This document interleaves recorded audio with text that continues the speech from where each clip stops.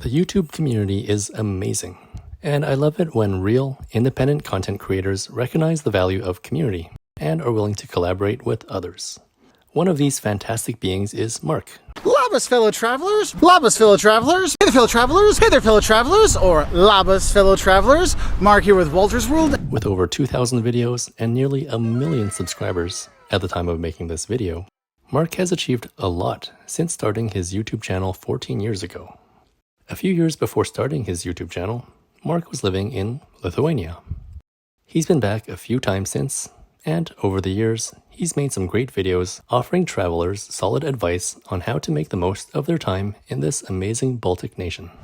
Now, the sixth thing that's going to shock you when you come to Lithuania is how much nature there is here. Don't over-order, because they usually give you a lot of food when you're here, so that's why I stayed strong like a bear when I was here, because, man, the food can really fill you up. So I was absolutely thrilled when Mark was willing to make a guest appearance in one of my videos. I was quite keen to learn how and why he ended up living in Lithuania in the first place, and I also wanted to get his opinions on certain aspects of Lithuanian life. And so without further delay, let's learn more about Mark and his connection to Lithuania. Here's how Mark ended up in the country in the first place. So oddly enough, I'm not sure exactly how it ended up being exactly Lithuania, but I know back when I was in college, I mean, many moons ago, I remember everyone that's like, oh, keep a list of your goals in life, like in your back pocket. Like, what are things you want to accomplish? And I remember I made that list. And one of the things on the list was like, I want to teach, right? Another one was I want to work in Eastern Europe. You know, it was like, those are two things on there. And then an opportunity came to teach in Lithuania. And I'm like, wait a minute. It's like two for the price of one. And so I found this volunteer opportunity to teach in Klaipėda, and I ended up going there. It was just for a year, and I had such a great time. I ended up staying for 3.5 years and worked at a bunch of different universities, ended up doing consulting when I was there, all kinds of stuff. But I still remember thinking about Lithuania when I saw the job for the teaching job volunteer position. It's like I thought back to the hands across the Baltics kind of thing. They made that. I was like, and I remember that small country standing up to the Soviet Union telling them to go screw off. Like I was just like, it left an impression. I mean, that was like in the late 80s when they did that, but that kept that impression for 15 years later in my life. I still remembered that. So that was some of the things that kind of drew me there in the first place. I know a lot of people who know nothing about Lithuania may still vaguely think of it as a poor developing post-Soviet state. If they landed here today, they'd be pleasantly surprised at how modern and high-tech so much of Lithuanian life is, particularly with having some of the fastest internet speeds in the world and being able to access so many government services online. But I just had to get Mark's thoughts on how Lithuania has changed.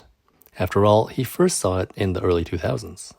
By the time I left 2005, it was totally, not totally different, but it's a lot different 2005 to 2002. In those 3 years, the malls and the glass and steel buildings popping up and the kind of unregulated construction, let's just say, was quite rampant. And I definitely have seen a big difference in terms of accommodation, like where people live, how people live. I mean, people love their cars before, but they love their cars even more now. I think that's definitely, I mean, there's always been a status symbol, now it's even more so. But I've just seen a lot of development in the infrastructure seems to be doing better. I think if I would go now, it wouldn't have been the same, tourist digital nomad struggle kind of thing you had in the early 2000s as you do now. Because now when I go there, I'm I don't see as many of the big differences, in terms of service, in terms of product offerings, in terms of what I can do and see and how people get around. So that has changed a lot. The European Union brought in a lot of funds as well and a lot of, influence, and that's done quite a bit as well. Being a warm, friendly, and seemingly talkative American, I then had to get Mark's opinion on the reputation Lithuanians have for being cold and or reserved. And here's what he had to say on that topic. Once you got to be friends with them, it was once I had Lithuanian friends, I was in.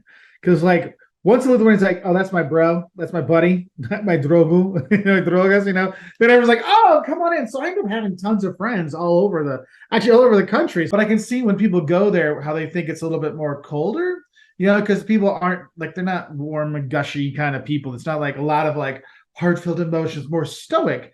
And the thing is, they're very stoic until they're your friends and you've got the brown bread, vodka, and pickles, and it's an homemade deshra, and then everything's all great. So then it was I really felt I really felt like I got integrated into a lot of families and friendships there, which was really cool. But it was one of those things I could see. I knew other international people that were there that did not have as good a time as I did not have the same kind of interactions that I did, but that a lot of them stayed more hanging out with other internationals there.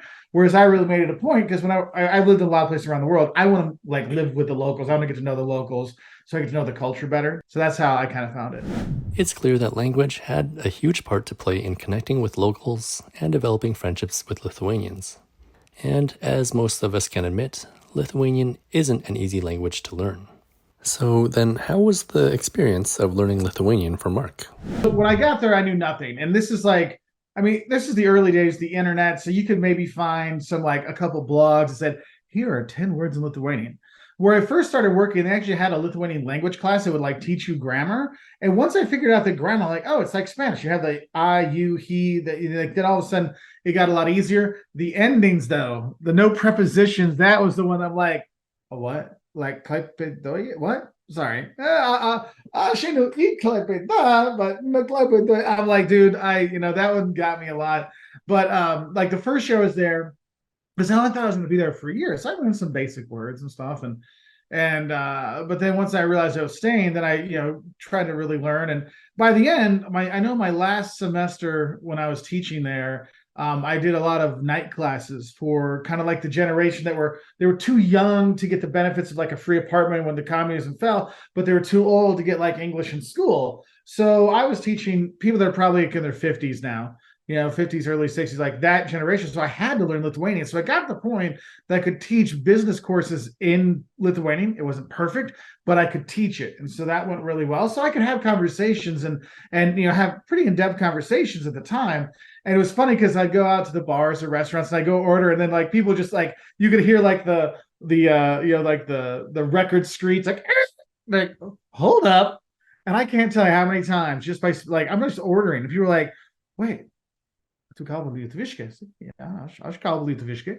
They're like, oh my God, but you're not from here. And they were so happy. And they would like, like flick the chin, and all of a sudden the shots were going, Well, if you have yet to watch any of Mark's videos on his channel, Wolters World, I'd suggest you head right over there at the end of this video.